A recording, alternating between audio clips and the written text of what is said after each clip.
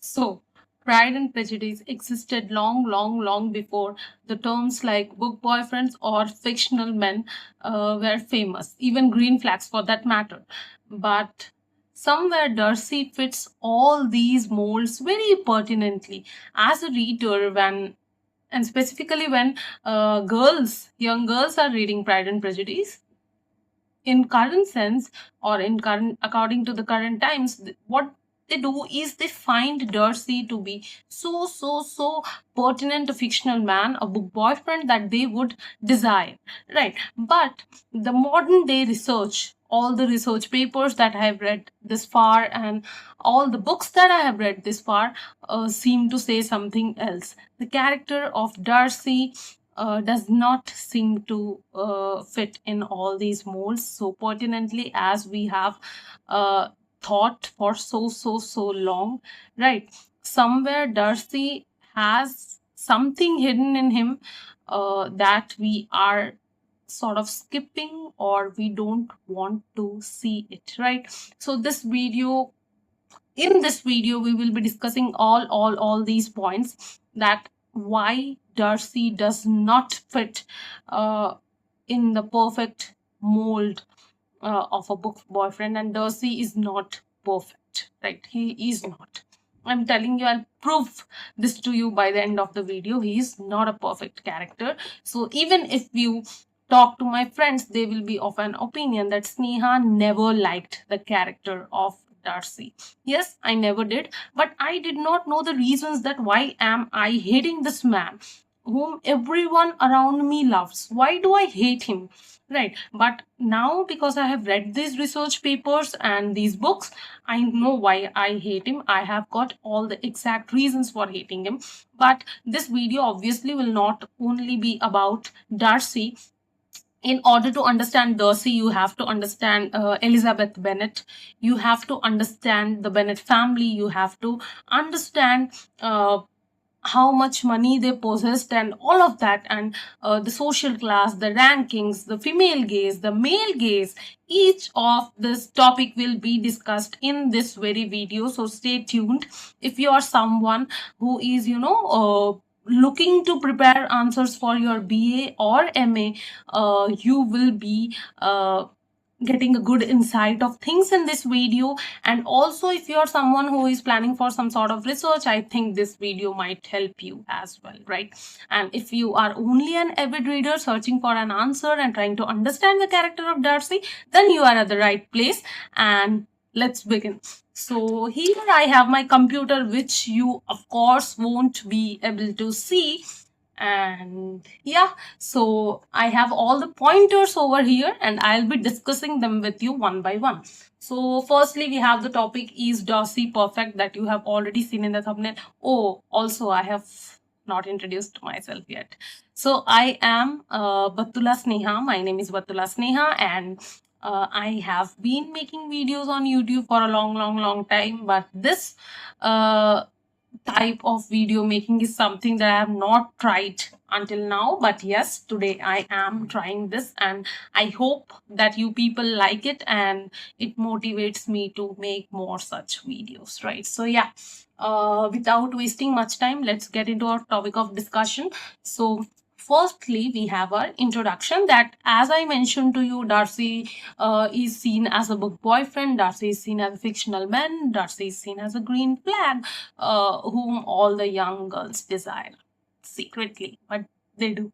And the questions that I have over here that I want to put in front of you is, was it his ability to transform himself, leaving away his snobbishness or his arrogance, that makes us fall for Darcy so much?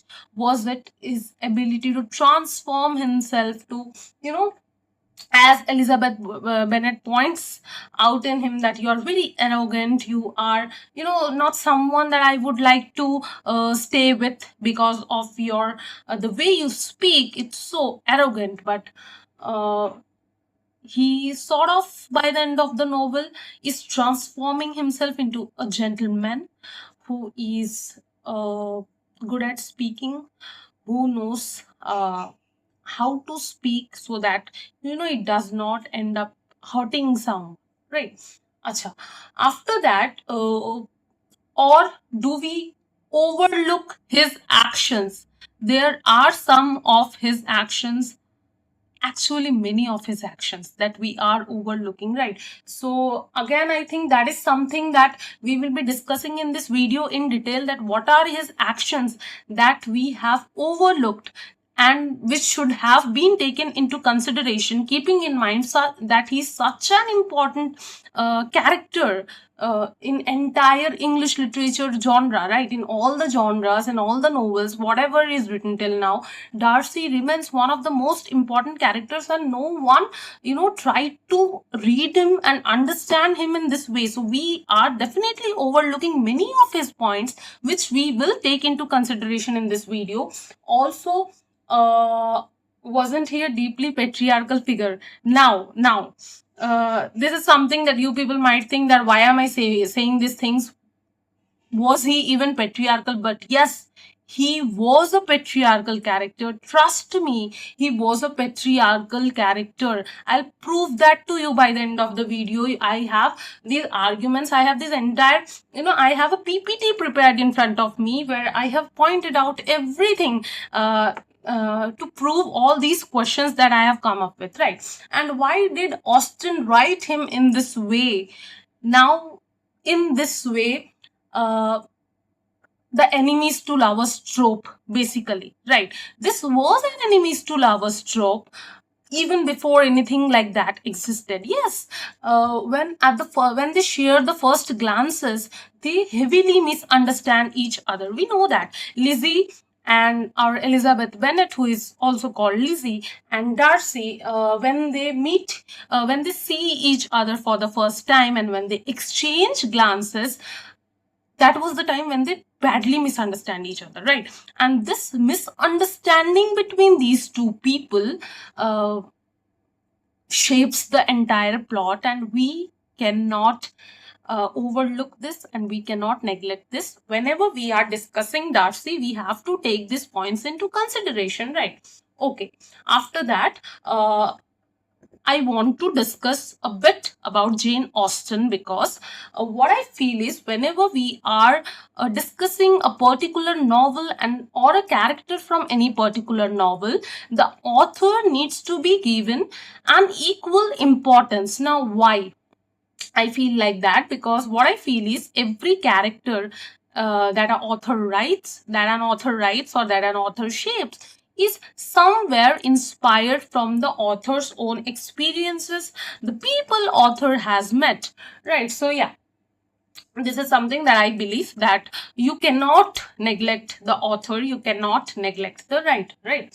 So Jane Austen's father, firstly, Jane Austen was born in 1775 and she died in 1817. And her father's name was George Austen. He was a church cleric. Now, for those who do not know who a church cleric is, he basically carries on with the activities of baptism, delivering sermons, or marriages, or conducting marriages, sort of things. He's the church cleric, right?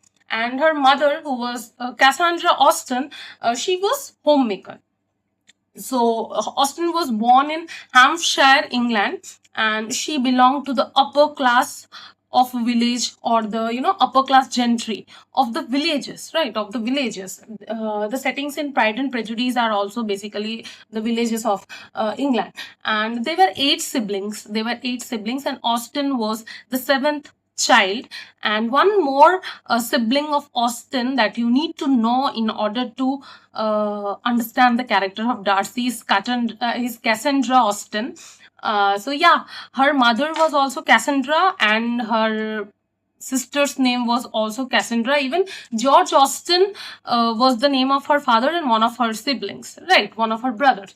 So they were in total 8 siblings. 6 of them were male or brothers, and 2 were sisters. One of them was Austen and one of them was Cassandra Austen, right? Jane Austen, obviously, and one of them was Cassandra Austen. So Cassandra was the fifth child and Jane Austen was the seventh child. Now, also, her father had a good library at their house to which all these children had access, and Jane used to read a lot from this library and all of that. So she was an intellectual figure. She read very well and also she wrote very well. That is why we continue to read her to this day, right? So Jane and Cassandra traveled a lot. Sometimes for the health reasons, sometimes for social engagements, sometimes to stay with their rich brothers. Now, the only way through which these two sisters could stay connected was writing letters. Back then, there was no WhatsApp or there was no social media or internet or phones for that matter. So the only way through which they both of them could stay connected was through letters, right?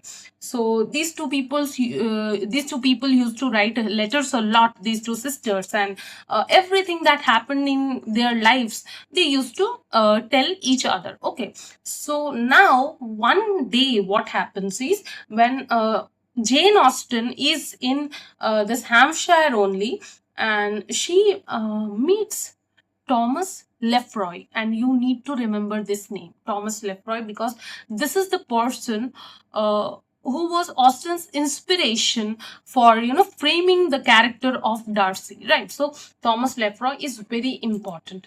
Now, Jane Austen meets Thomas Lefroy in December 1795 when Austen is almost 20 years old, and so is Thomas Lefroy. So they both visit balls together. Now, balls are basically a kind of dance that people of England, the English people, enjoy a lot, right? So they go for balls where the partners are dancing together, and as I said to you, both of them were 20 years old and they were in sort of they were in love. They were in love, right? But both were not financially independent. And the Lefroy family could sense it that if this marriage takes place, it will be economically a disaster for both the families because Austen had no dowry in that sense, which she could, take with herself once she is married, and that would help Lefroy. And Lefroy was also a law student at that time, and it would be economically a disaster, as I said. So the family intervenes, the Lefroy family intervenes, and the marriage does not take place anymore. Lefroy is sent somewhere, as much as I read, and their relationship breaks. Now, ultimately, the marriage is not taking place, and even the relationship breaks. And Jane Austen, never gets married after this incident, but Lefroy does. And long time after, when Lefroy is once asked something regarding this, or he wrote somewhere, I don't remember clearly, but he said that yes, I was attracted to Austen, but that was a boyish love and nothing else. But for Austen, what I feel is that was only the first and last love, and she could not love anyone after that incident, and she stays unmarried for her entire life. She never gets married, right? So one of the lines that I want to read for you, which she wrote to her sister Cassandra.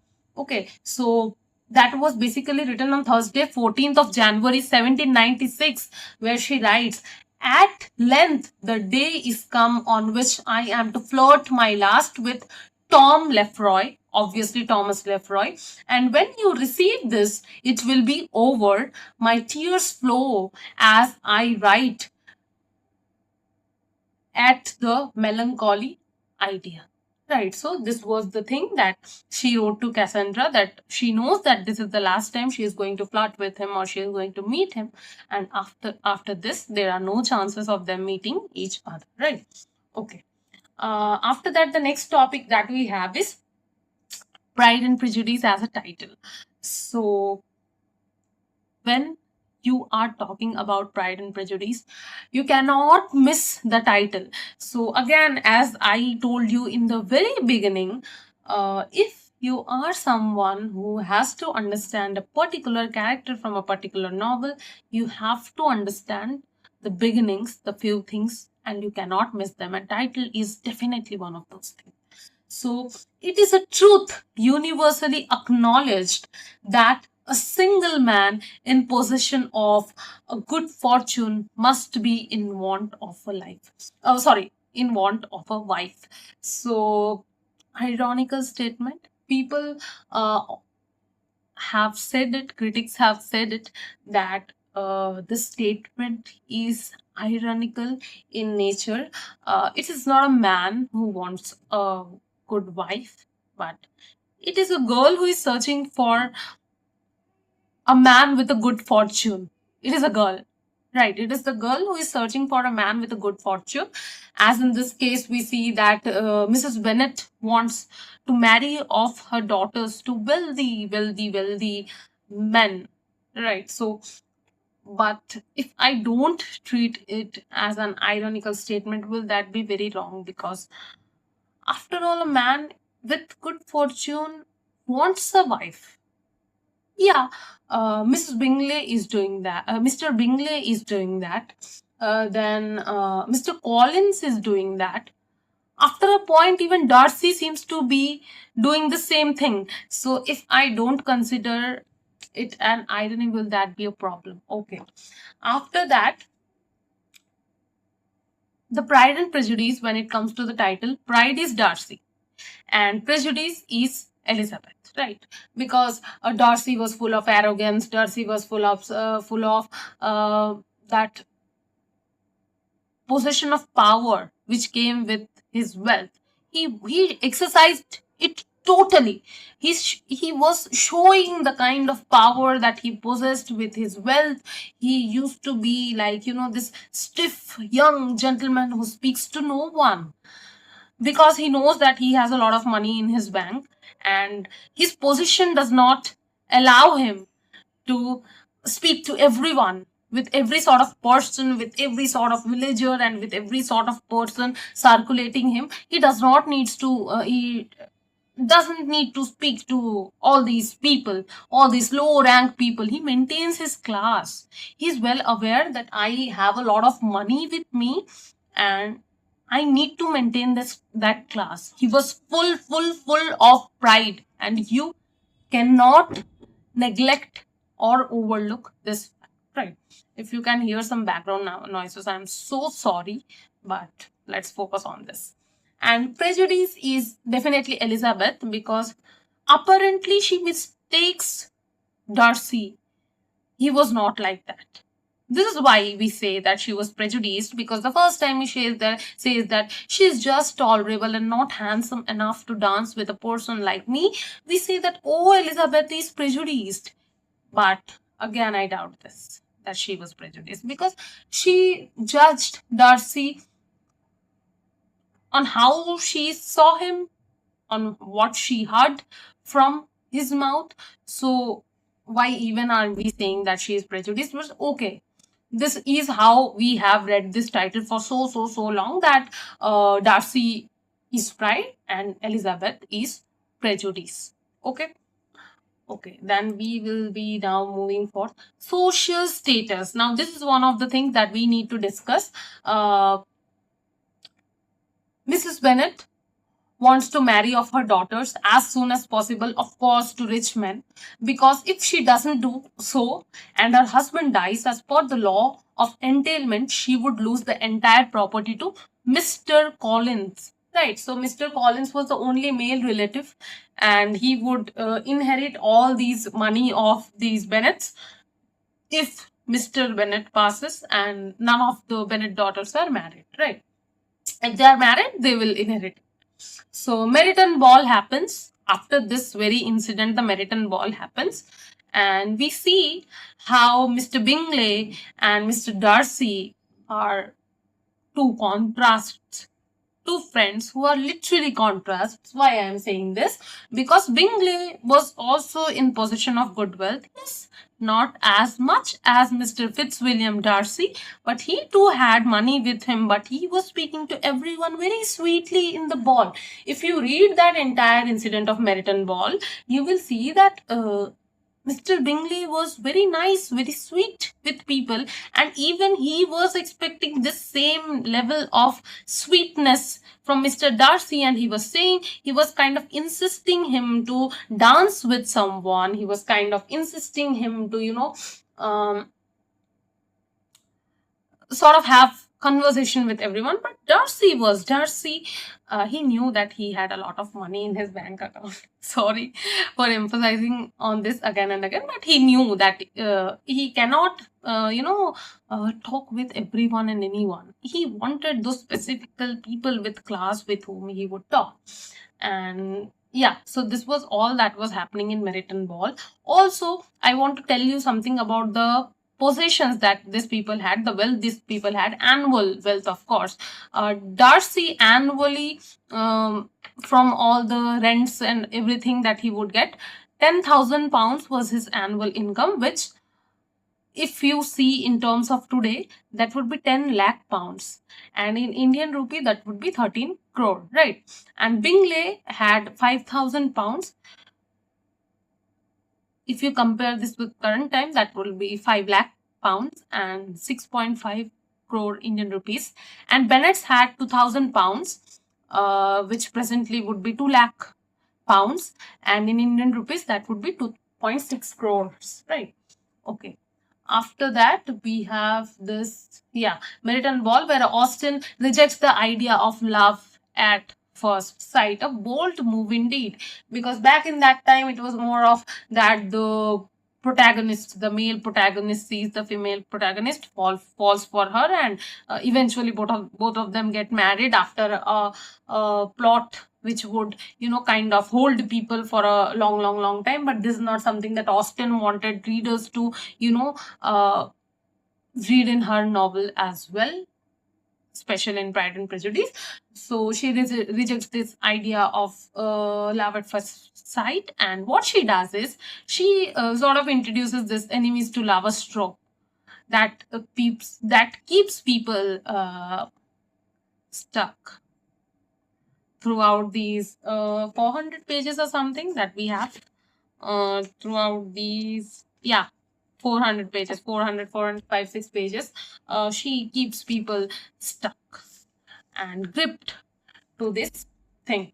Now, Darcy says that Elizabeth is someone not handsome enough to tempt him, barely handsome.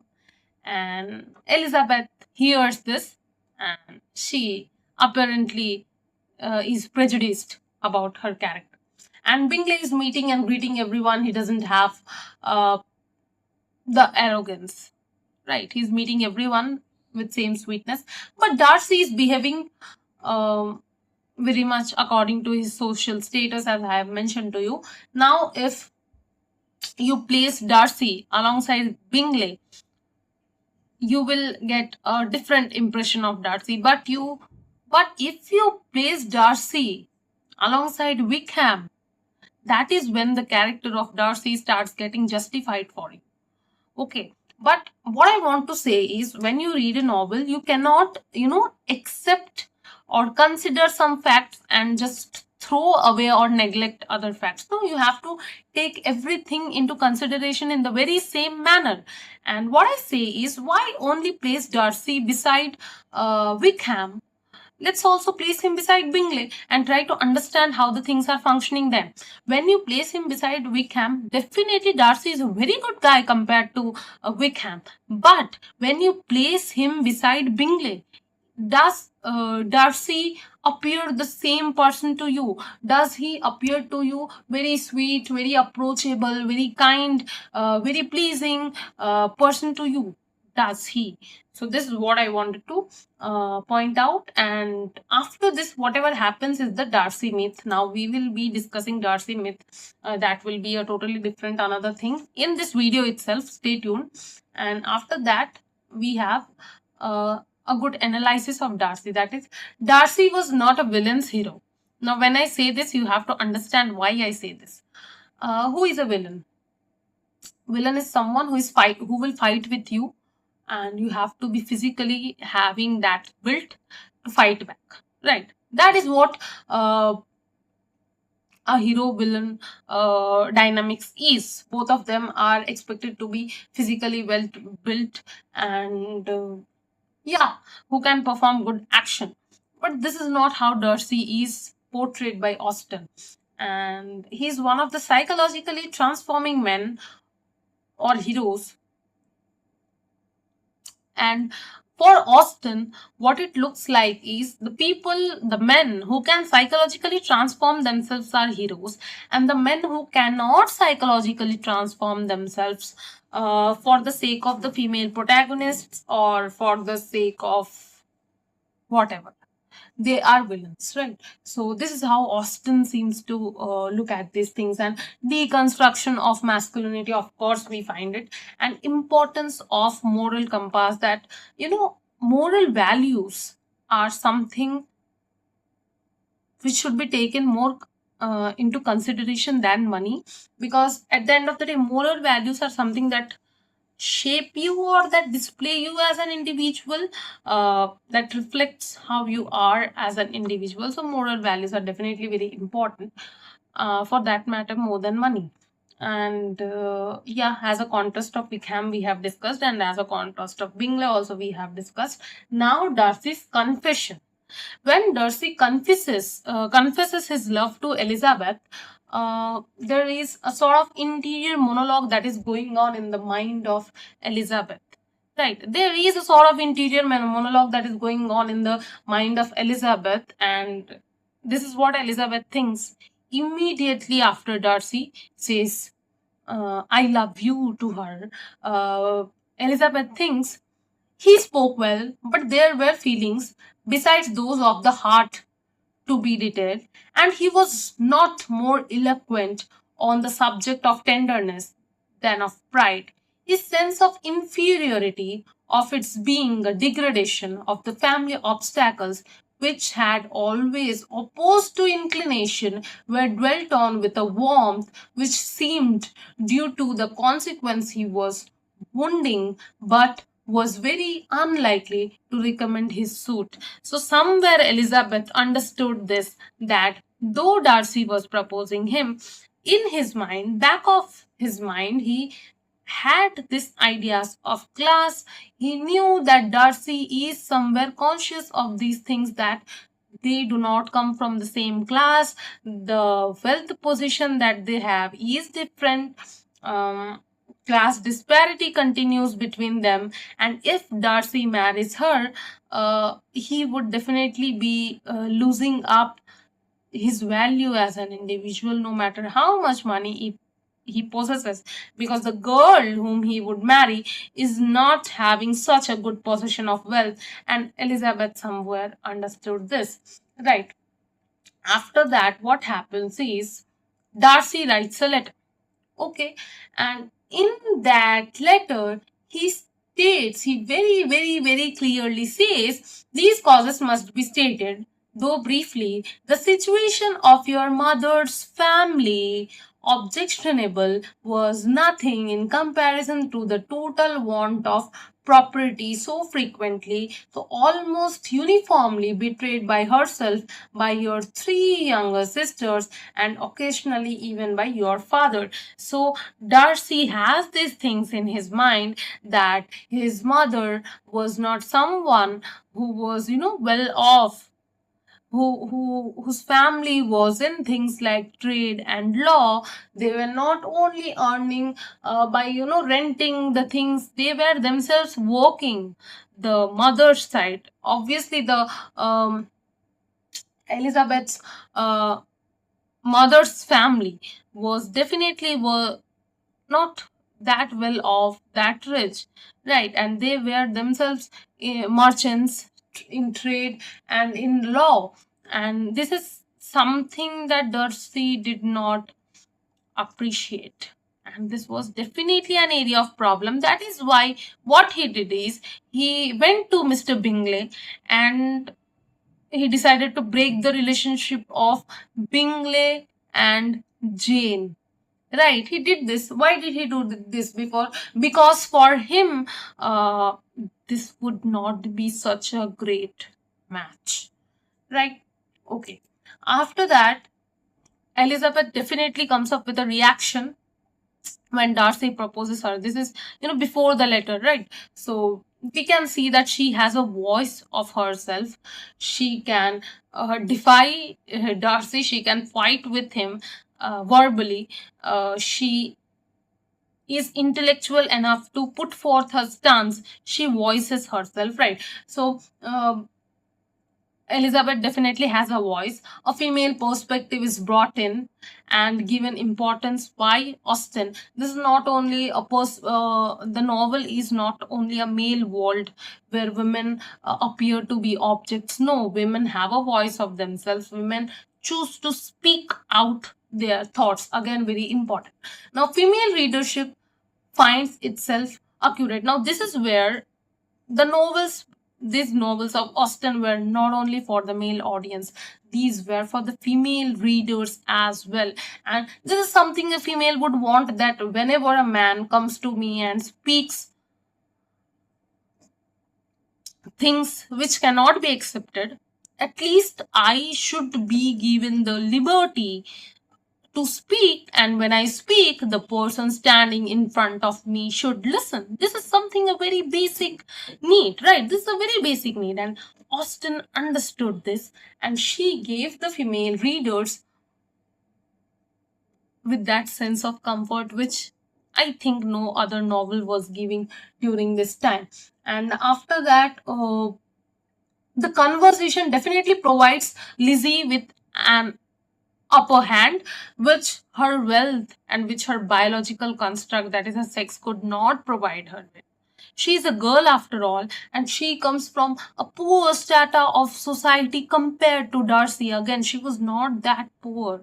She was not that poor, but compared to Darcy, she was poor. And when she had to defy Darcy, when she had to put her stance, put her voice in front of Darcy, she definitely had to have an upper hand, even if for 5 or 10 minutes. And this voice of her, this conversation of her, provides her with that, right?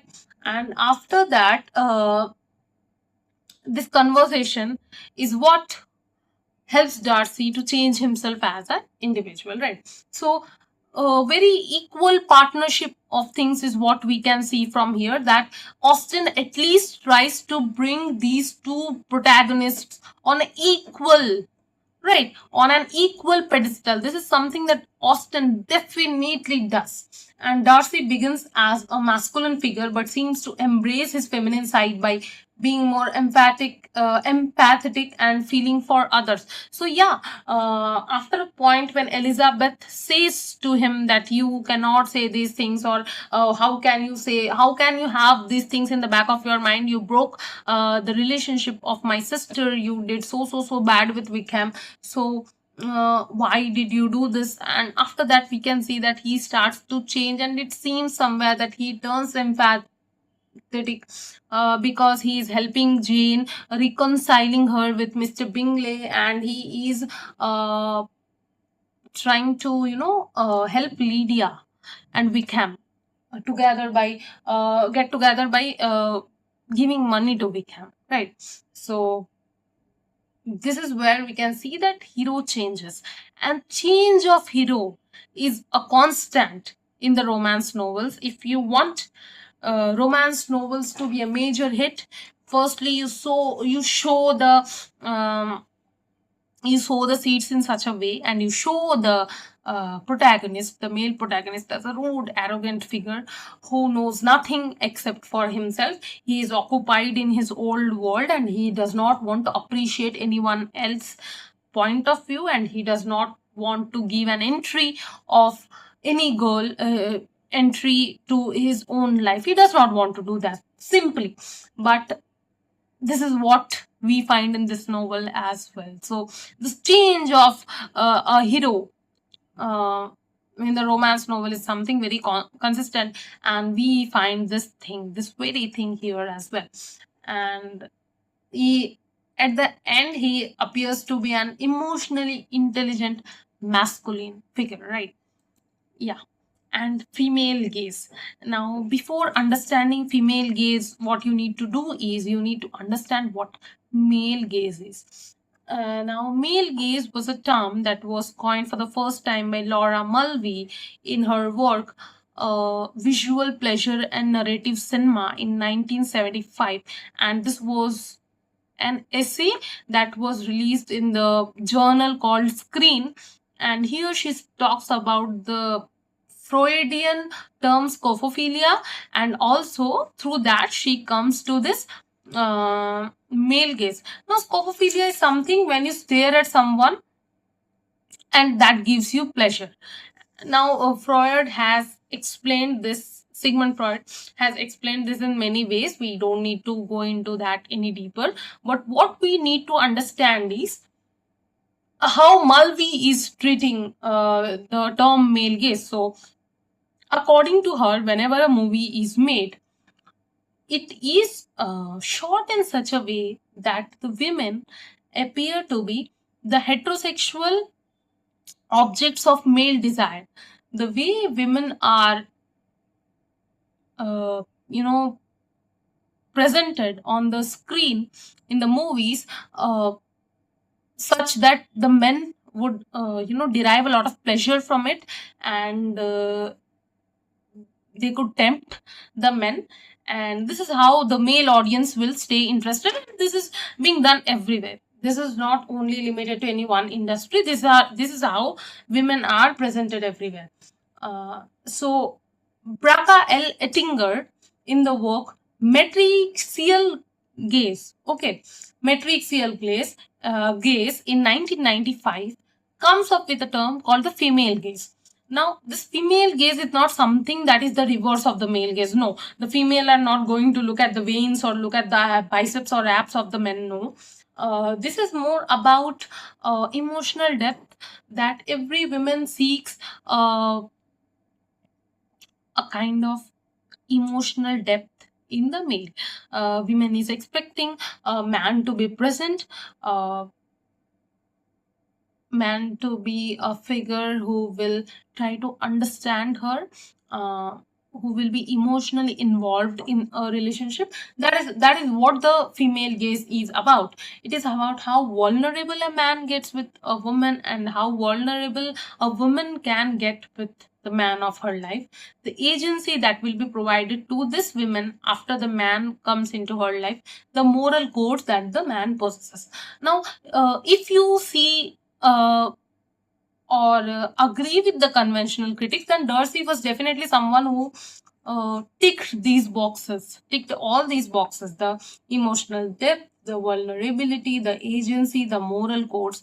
After a certain point in this Pride and Prejudice, right? He definitely takes the feedback of Lizzie positively, and he tries to transform himself, tries to break those walls of arrogance that are circulating him, and he tries to come out as a good person, right? As a person, at least whom Elizabeth would want to marry. So this was the female gaze, and but now where does the problem lie? If Darcy is such a good character, if it seems that yes, Darcy is someone who is trying to fix himself for the women of his life, who is coming out of that arrogance, who is settling in a socially lower position than himself, then what is the problem? Why am I saying that Darcy is not perfect? Or I am putting forth this question saying, is Darcy perfect? Why am I doing it? Because Rachel Feder, in the work The Darcy Myth, comes up with some arguments that we need to understand. Now, Darcy definitely appears as a patriarchal figure who fixes the lives of Jane, Lydia, and Elizabeth. Now, you see that Elizabeth did not like Darcy initially because he broke the relationship of Jane, and he was not, helping Wickham as for whatever Wickham told him. But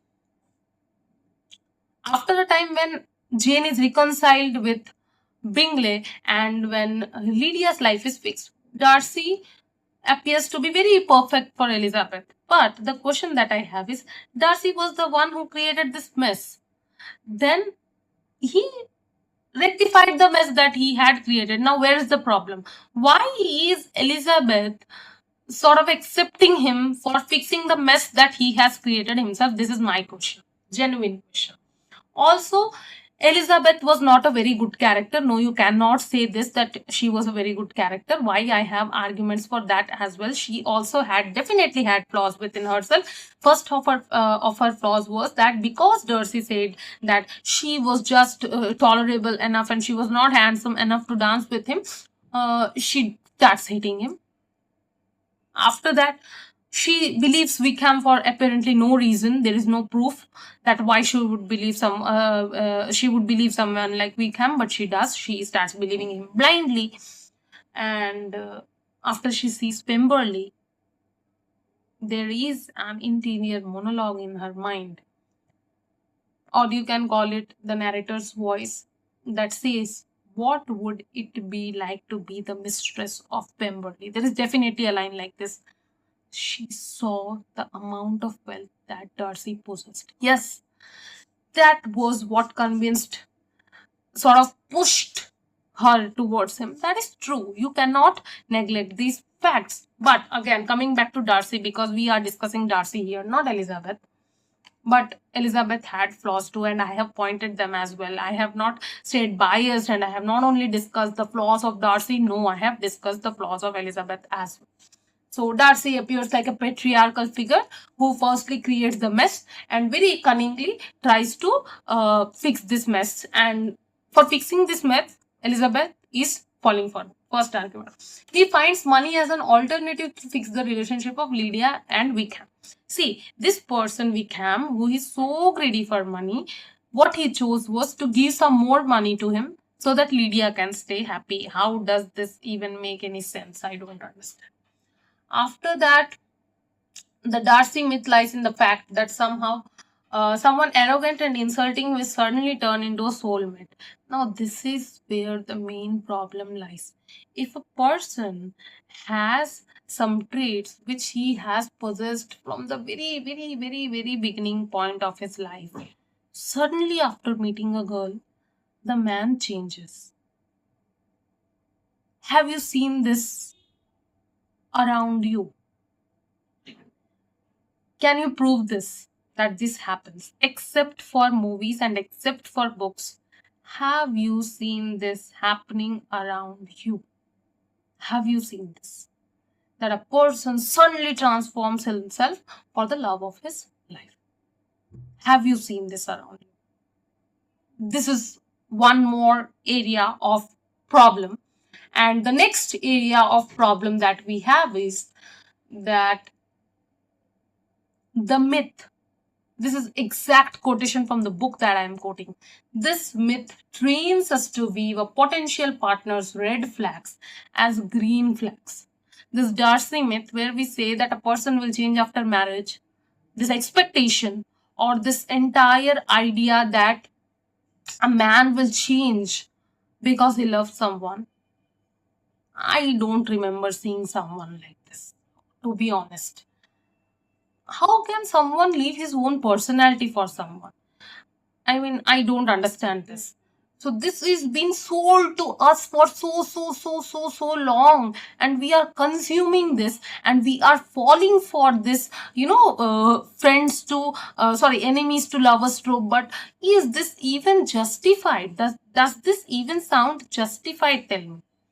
And also, so this is where I prove you that Darcy is not the perfect one. Also, one thing, you tell me one thing, that he continues to point out that thing in Mrs. Bennet, that she is not well off, she is not well off, she is not well off. If you read the novel, you will find that Mr. Bennet too married Mrs. Bennet because she was beautiful, but she also did not possess so much of dowry. She didn't bring such an impressible dowry.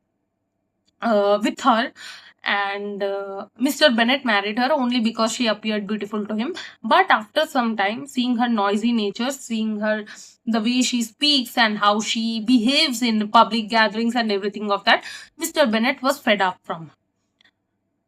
Doesn't it look like the same story repeating with Darcy and Elizabeth? Obviously, Elizabeth is not someone who will be so outspoken, who will be so noisy when she speaks. But what is the guarantee that after, say, 10 years of marriage, Darcy won't come up with this point that you did not bring any dowry with you? Where is this guarantee? Do you find that soul comfort that Darcy as a character would say, even after 13 years after they are married, he'll be like, yeah, I love you no matter what? Where is that guarantee that he won't bring up this discussion that you were not well off, you did not bring with you any dowry for that matter, and still I married you? So this surety, this assurance, this guarantee is not something that you find anywhere towards the end of the novel. No, they are at the very initial stage of their relationship, and you don't know what is going to happen, uh, say 10 years after they get married. You don't know that. So now we will also be looking into the commercial angle. Now, what is this commercial angle? See, this enemies to lovers trope is a very good market. Many books are written uh, around these themes, and they are sold very well because women are consuming this with, we don't know what expectations, or with certain expectations that we know, but there is no guarantee of these things coming to reality, right? But this fictional world is creating a very good market for these authors to earn money, and this enemies to lovers trope continues, and even series being made of this earns a lot and earns very well, right? So the commercial angle definitely is something that keeps these things going, this enemies to lovers trope going, right? So now we know, or we have got all the answers to our questions that we had asked in the very beginning of this video. That was, what was it his ability to transform himself, leaving his snobbishness or arrogance impressed Elizabeth? But again, in book this is possible. We don't know in real life how far this is possible. We haven't seen anyone like this. And second question is, do we overlook his actions? Yes, we overlook a lot of his actions that I have pinpointed to you throughout this video. Was he a deeply patriarchal figure? Yes, he was patriarchal, even if not very deeply, but he was patriarchal, and he was selfish. His selfishness was something that forced him to separate Bingley and Jane. After that, his selfishness was the thing that again forced him to bring them together just to get Elizabeth into his life. So he was definitely selfish, if not patriarchal, and there are some elements of patriarchy that we find in him. And also, why did Austen write him this way? Now, this is something that only Austen knows, but we know one thing definitely, that I told you the story of Thomas Lefroy. She took this from Lefroy, right? So yeah, this is all that I wanted to discuss with you in this video. Do subscribe the channel if you like the content. Comment down which portion of this video you liked, or which portion of this video you did not like. And also you can comment down if you want me to analyze any such other literary characters. Like this video, share it with your friends, and subscribe the channel. Once again, I will say this to you if you like the content. So yeah, thank you.